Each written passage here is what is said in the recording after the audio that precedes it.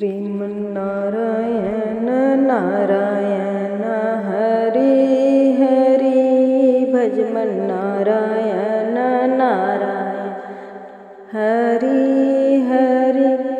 हमरे लिए देर प्रभु काहे को करी, भजमन नारायण नारायण हरि हरि।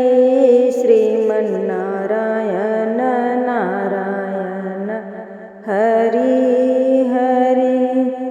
अर्जुन ने बुलाया प्रभु दौड़े चले आए, अर्जुन ने बुलाया प्रभु दौड़े चले आए। गीता का ज्ञान सुनाया रे हरि, भजमन नारायण नारायण हरि हरि।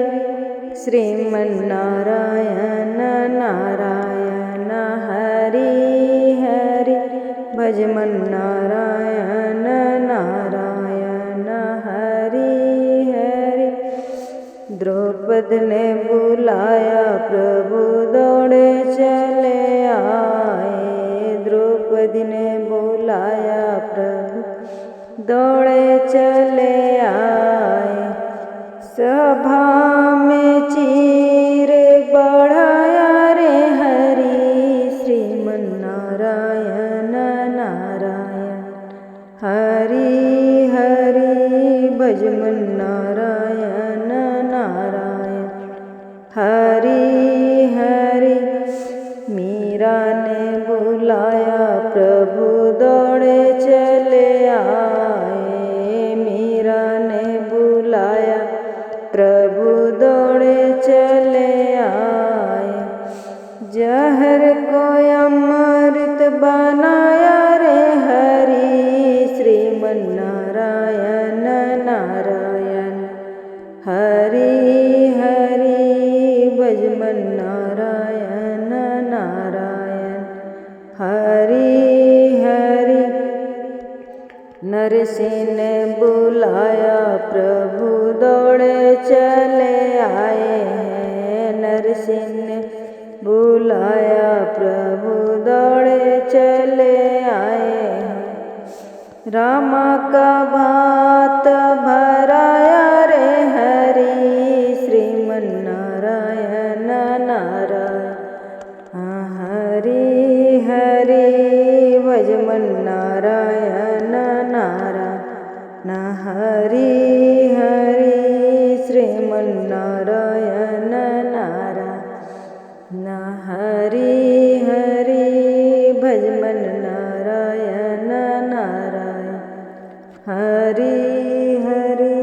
श्रीमन नारायण नारायण। बोलिए श्री वृंदावन बिहारी लाल की जय, श्री राधा रानी की जय। हर हर महादेव, मैया पार्वती की जय। जय जय श्री राधे, जय जय श्री राधे, जय जय श्री राधे।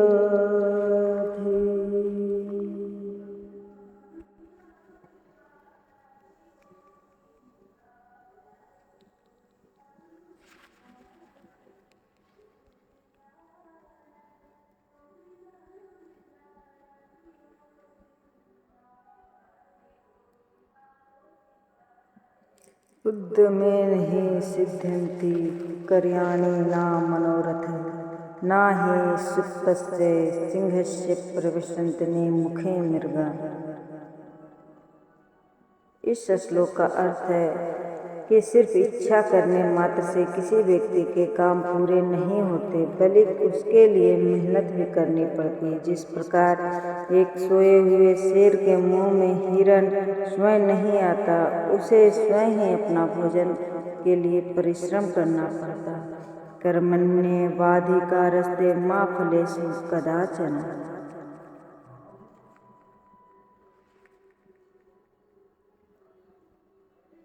माँ कर्मफल हेतु भूर्मर्मा ते संगो अस्त्वा कर्माणि। यह गीता का श्लोक है।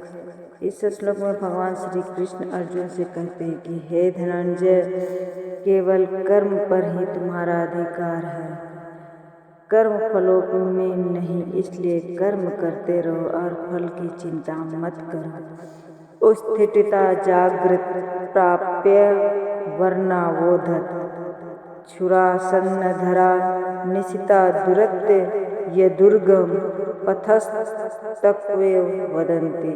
इस श्लोक का अर्थ है कि उठो, जागो और अपने लक्ष्य को प्राप्त करो। भले ही रास्ते बहुत कठिन और अत्यंत दुर्गम हो, लेकिन विद्वानों का कहना है कि कठिन रास्तों पर चलकर ही सफलता की जा सकती है।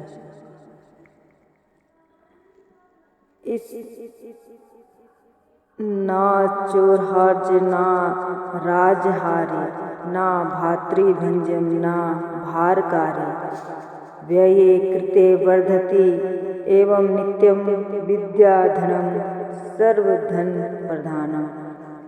इस श्लोक में विद्या एक ऐसा धन है जिसे चुराया नहीं जा सकता, ना ही इस धन को कोई छीन सकता। इस धन का भाइयों का बीच बंटवारा भी नहीं। विद्या एक ऐसा धन है जिसे संभालना बहुत आसान है और खर्च करने पर और अधिक से अधिक बढ़ता है, इसलिए विद्या को एक सर्वश्रेष्ठ धन माना गया है।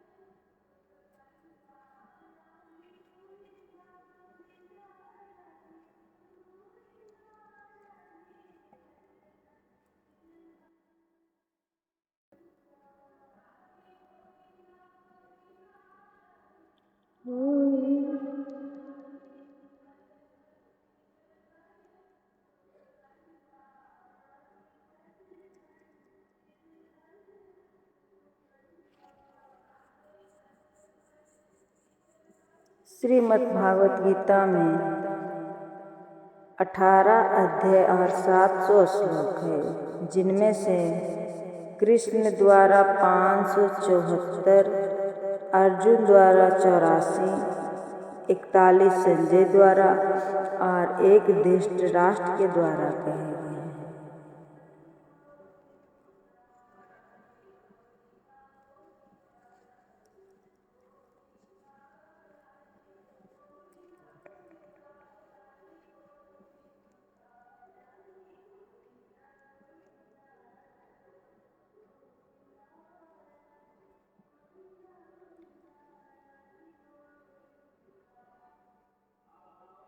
प्रथम अध्याय का नाम अर्जुन विषाद योग है। वह गीता के उपदेश का विलक्षण नाटकीय रंगमंच में प्रस्तुत करता है, जिसमें श्रोता और वक्ता दोनों ही कुतूहल शांति के लिए नहीं, वरन जीवन की प्रगाढ़ समस्या समाधान करने के लिए प्रवृत्त होते हैं। शौर्य और धैर्य, साहस और बल, इन चारों गुणों को प्रभुत मात्रा से अर्जुन व्यक्तित्व बना, और इन चारों के ऊपर के 2 गुण एक थे, एक क्षमा, दूसरी प्रज्ञा। बल प्रधान छात्र धर्म से प्राप्त होने वाली स्थिति में पहुंचकर सहसा अर्जुन के चित्त पर एक दूसरे ही प्रकार के मनोभाव का आक्रमण हुआ।